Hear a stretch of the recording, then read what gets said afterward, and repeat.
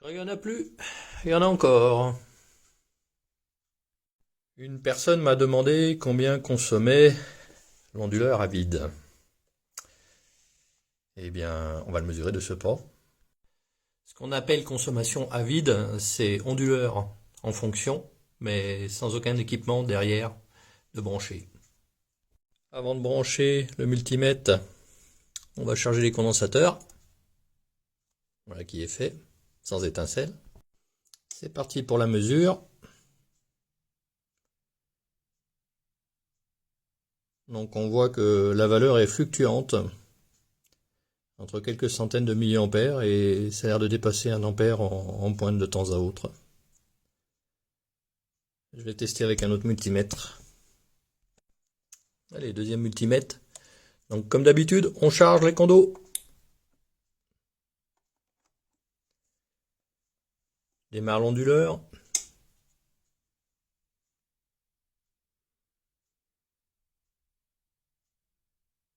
Donc là, on a l'impression que ce multimètre-là, moins bonne qualité que l'autre, hein, intègre plus la valeur, l'intensité.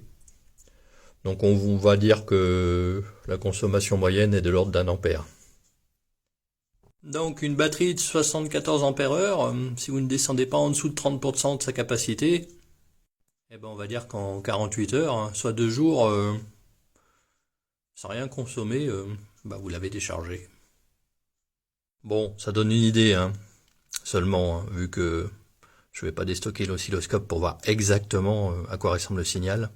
À noter également, quand il est éteint et branché à la batterie, la consommation est de l'ordre d'une, allez, on va dire quarantaine de milliampères. On va prendre la valeur haute. Voilà.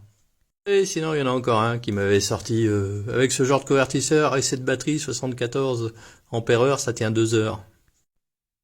Sans plus de commentaires que ça, hein. Dans le genre réponse crétine, il n'y a pas mieux. Bah oui, parce que l'autonomie, évidemment, ça dépend surtout de la consommation. Alors dans cette 26e vidéo, allez, une petite piqûre de rappel encore. 70% de la batterie, ça fait 51 ampères-heure.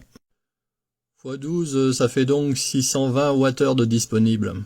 Alors oui, ça tient 2 heures si vous consommez 300 watts moyen par heure.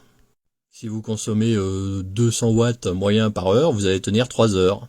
Et puis si vous faites une consommation moyenne d'1 kW, vous allez tenir 37 minutes. Bref, de toute façon, je ne valide jamais les réponses de Lapin Crétin.